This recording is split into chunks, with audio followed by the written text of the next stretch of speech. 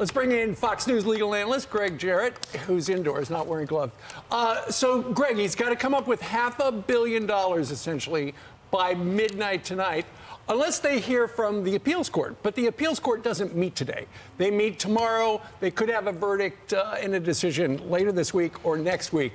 So it's like something happens at midnight because they will not have met, and he is due as of midnight.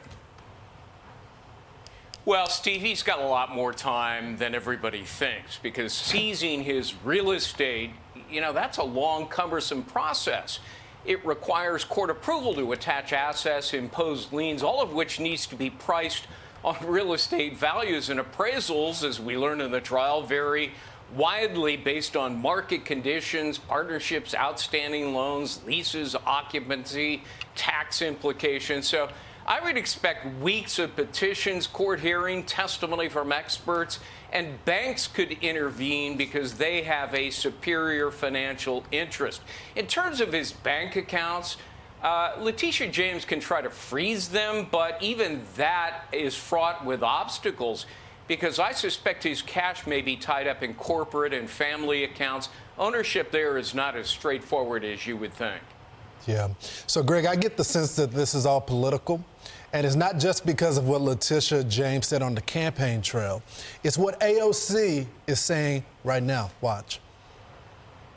I think that what we are dealing with politically is the much larger and much more grave and serious pressure of having this judgment against Donald Trump and him being in this degree of debt and the financial pressures that he is under and what he is subject to do in order to obtain those assets. I actually think that that there is risk in not seizing these assets and the open window that exists in him trying to secure these funds through other means. I mean, truly unbelievable, Jared. I have no idea what she was saying. Not really I don't think either. she does. Trying to make sense of anything AOC says is sort of a favorite Washington parlor game. She has this uncanny ability to talk incessantly while saying absolutely nothing. And that is because she is hopelessly uninformed, terminally obtuse, and I think just plain ignorant. This is the same person a week ago who said RICO or racketeering is not a crime.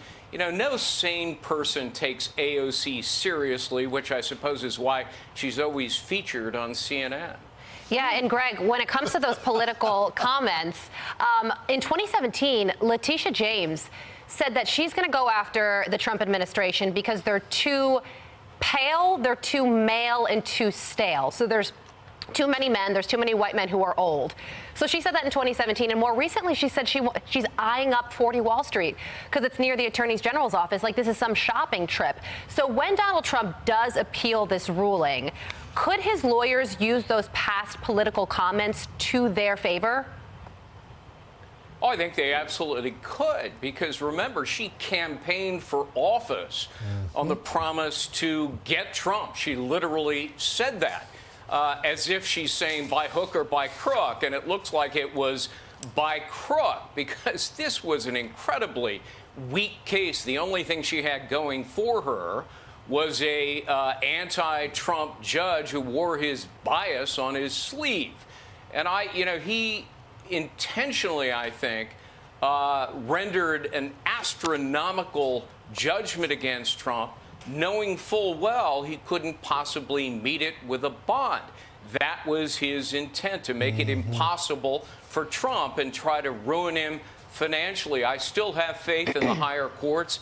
They'll look at this and say it's utterly ludicrous, and the measurement of damages bears no resemblance to any harm in the case, because as everybody testified at trial, there was no harm.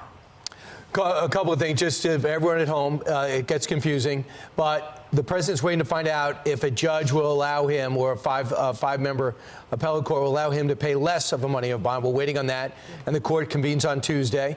And they're also waiting because he's actually challenging the decision to fine him all that money from an appellate court. So he's got 2 appeals, but in the meantime, they want to take all his stuff. And if they take his stuff and sell it and he wins the appeal, he's out of luck. Even if they sell it at pennies on a dollar. It's unbelievable. But I want to talk about today the hush money case. At 10 o'clock, the president's choosing to be there when Judge Merchant will decide whether this case goes forward right away. Suddenly, Alvin Bragg says, despite me saying last week, I don't mind the delay in the case because of all the new paperwork that came from the Southern District of New York. How many pages? 170,000 documents. Yeah, thousand documents. Suddenly this week he's like, hey, listen, I got to get started. I want to get this done.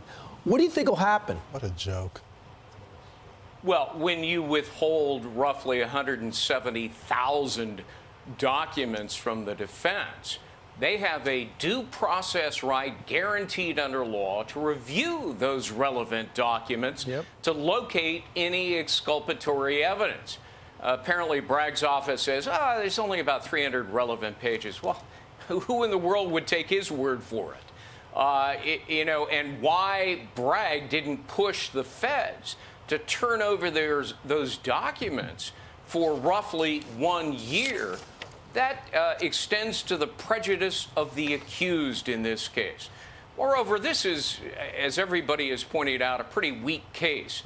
If you look at the indictment, Bragg still hasn't amended it to identify the underlying crime, which the defendant is entitled to know before he goes to trial. So, this is a case that's got a whole host of problems that I think the defense will try to exploit. But, Greg, at its core, though, you have all these DAs that are supposed to be criminal justice reformers that don't want to target nonviolent crimes, alleged crimes. But all of a sudden, they have gotten wind in their sails to go after the former president. I just don't understand the hypocrisy there. Well, the hypocrisy should be apparent to everybody. I think there's one common denominator among all of these 4 indictments against Trump, and that is they all seem to be politically motivated, designed to damage Trump and timed to damage Trump during an election. I mean, that's sort of classic election interference. What they didn't anticipate are the many obstacles they're now facing in the classified documents case, the immunity argument in the J6 case in Washington. Of course, Fannie Bragg seems to have self-destructed before our very eyes, and now the Alvin Bragg case has got a problem as well. So, their best laid plans seem to have been undermined by their own actions. Well, and the former president will be in court at 10 o'clock this morning in Lower Manhattan. That's why we asked you to give us a preview of his day in court. Greg, thank you very much. Thanks, Greg. Thanks, Greg. My pleasure. I'm Steve Ducey. I'm Brian Kilmeade. And I'm Ainsley Earhart. And click here to subscribe to the Fox News YouTube page to catch our hottest interviews and most compelling analysis.